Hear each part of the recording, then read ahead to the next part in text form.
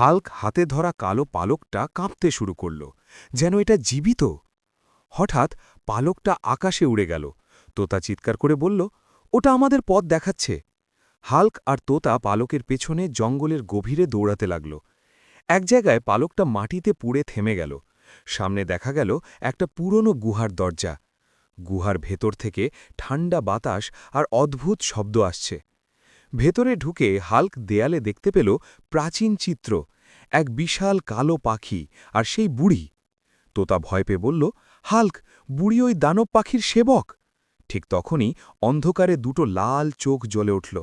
অন্ধকার ফুঁড়ে বেরিয়ে এলো বিশাল কালো দানব পাখি।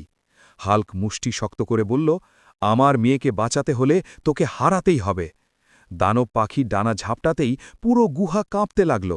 পাথর ভেঙে পড়ছে। হাল্ক দাঁড়িয়ে আছে লড়াইয়ের জন্যে। এই দানব পাখির সাথে কি হাল্ক পারবে? জানতে সাবস্ক্রাইব করো।